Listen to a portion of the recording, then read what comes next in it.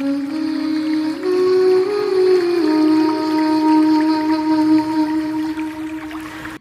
కలుగులో ఒక ఎలుక ఉండేది.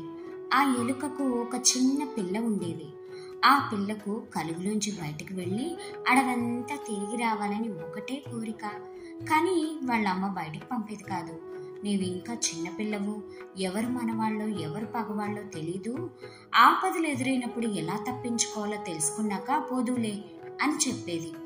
ఒకరోజు ఎలుక పిల్ల వాళ్ళమ్మ ఆహారం తేవడానికి బయటికి పోగానే ఎవరికీ చెప్పకుండా తాను కూడా బయటికి వెళ్ళిపోయింది. అడవిలో ఉండే రంగురంగుల పూలు, పచ్చని మొక్కలు చూసి సంబరంగా ఎగిరిగింతలు వేసుకుంటూ పోసాగింది. అంతలో ఆకాశంలో తిరుగుతున్న ఒక గ్రద్ద ఈ ఎలుక పిల్లని చూసింది. దానికి నోట్లో నీళ్లు సర్రను ఊరే.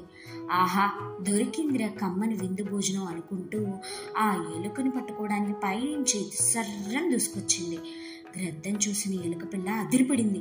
ఓ నాయనోయ్, దీనికి కనుక దొరికానంటే ఈ రోజుతో భూమి మీద నూకలు చెల్లిపోతాయి అనుకుంది. ఆ గ్రద్ద నుంచి తప్పించుకోవడానికి పరిగెత్తుకుంటూ ఉరకసాగింది. అలా ఉరుకుతూ ఉంటే దానికి ఒక చెట్టు కింద ఒక చిన్న కన్నం కనపడింది. వెంటనే అది సర్రున దానిలోకి దూరి దాక్కుంది. గ్రద్ద ఆ కన్నంలోకి దూరలేక అక్కడే కాసేపు ఆకాశంలో తిరిగి వెళ్ళిపోయింది. ఎలుక పిల్ల అమ్మయ్య, ఆపద నుంచి తప్పించుకున్నాను అనుకుంది. నెమ్మదిగా అడుగు వేసుకుంటూ బయటికి రాసాగింది. అంతలో దాని వెనక నుంచి బుస్సుమని చప్పడి వినపడింది. అదిరిపడి వెనక్కి తిరిగి చూసింది. ఇంకేముంది, నోరు తెచ్చుకున్న పెద్ద నాగుపాము కనపడింది. అరెరే, నేను దూరింది పాము కన్నంలోనా అని అదిరిపడి వెనక్కి తిరిగి చూడకుండా మరలా పరిగెత్తసాగింది. దాన్ని పట్టుకోవడానికి పాము వెంటపడింది. ఎలుక పిల్ల పరిగెత్తుకుంటూ పోతూ ఉంటే దానికి ఒక జొన్న చేను కనపడింది. వెంటనే జొన్న చేను లోపలికి వెళ్ళిపోయి ఒక జొన్న చెట్టు వెనకాల దాక్కుంది. పాము ఆ ఎలుక పిల్ల కోసం వెతికి అది కనపడక అక్కడి నుంచి వెళ్ళిపోయింది. పాము నుంచి తప్పించుకునే ఎలుక పిల్ల అమ్మయ్య అనుకుంటూ చుట్టూ చూసింది. దానికి ఒక జొన్న చెట్టుకి ఒక మంచి కంకి కనపడింది. దాన్ని తెంచుకొని హాయిగా తినసాగింది. అంతలో ఆ పొలం రైతు ఆ ఎలుక పిల్లని చూశాడు. దొంగ సచ్చిందానా, నా పంట నాశనం చేయడానికి వచ్చినట్టున్నావే అంటూ కర్ర తీసుకుని దాన్ని కొట్టడానికి వచ్చాడు. అంతే, ఆ ఎలుక పిల్ల అదిరిపడి జొన్న కంకి అక్కడే పారేసి మరలా పరిగెత్తడం మొదలుపెట్టింది. అలా పరిగెడుతూ పోతూ ఉంటే దానికి ఒక ఇల్లు కనపడింది. సర్రెన పోయి ఆ ఇంట్లో దూరింది. రైతు ఎలక పిల్ల ఎక్కడా కనపడకపోవడంతో తిరిగి వెళ్ళిపోయాడు. ఇంటిలో డబ్బాల చాటున దాక్కున్న ఎలక పిల్ల కాసేపటికి నెమ్మదిగా బయటకు వచ్చింది. ఇంటి ముందు పెద్ద తోట ఉంది. ఆ తోటలో సంబరంగా ఎగురుకుంటూ తిరుగుతూ ఉంది. అంతలో మియావ్ అన్న అరుపు వినపడింది. తలెత్తి చూసింది. ఇంకేముంది, ఎదురుగా పెద్ద పిల్లి. అంతే, అదిరిపడి మళ్ళీ ఇంట్లో కురికింది.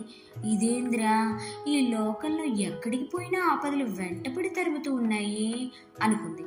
అలా ఉరుకుతూ ఉంటే దానికి ఒక చోట ఒక ఇనుప బుట్ట కనపడింది. సర్రెన దాంట్లోకి దూరింది. అంతే, దాని మూత దబీమని పడిపోయింది. పిల్లి ఆ ఇనుప బుట్ట లోపల ఉన్న ఎలుక పిల్లను ఏమీ చేయలేక కాసేపు దాని చుట్టూ తిరిగి వెళ్ళిపోయింది. పిల్లి వెళ్ళిపోగానే ఎలుక పిల్ల ఆ ఇనుప బుట్ట నుండి బయటకు రావాలనుకుంది. కానీ దాని తలుపు తెరుచుకోలేదు. అప్పుడు ఆ ఎలుక పిల్లను తాను ఇరుక్కున్నది ఎలుకల బోన్లో అని తెలిసిపోయింది. పెనం మించి పొయ్యిలో పడ్డం అంటే ఇదేనేమో అనుకుంది. అంతలో ఆ ఇంటిలోంచి ఒక చిన్న పాప అక్కడికి వచ్చింది. బోనులో ఉన్న ఎలకను చూసి నాన్న ఎలుక పిల్ల బోన్లో పడింది అని గట్టిగా అరుచుకుంటూ పోయి వాళ్ళ నాన్నకు చెప్పింది. ఎలుక పిల్లకి ఏం చేయాలో తెలీదు. ఆ పాప నాన్న గనక వచ్చాడంటే నన్ను చంపేయడం ఖాయం. ఏం చేయాలా అని ఆలోచించసాగింది. అంతలో దానికి ఒక ఉపాయం తోచింది. వెంటనే ఊపిరి బిగబట్టి వెల్లకిలా అచ్చం చనిపోయిన దానిలా పడిపోయింది. అతను వచ్చి చూశాడు.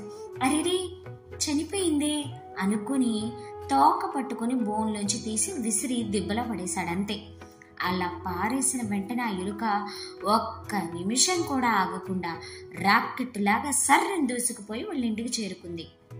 చిన్నపిల్లలు ఒంటరిగా బయటికి వెళ్తే ఎన్ని ఆపదలు ఎదురవుతాయి. ఇంకెప్పుడు అమ్మ లేకుండా బయటికి పోకూడదు అని ఎలుక పిల్ల అనుకుంది.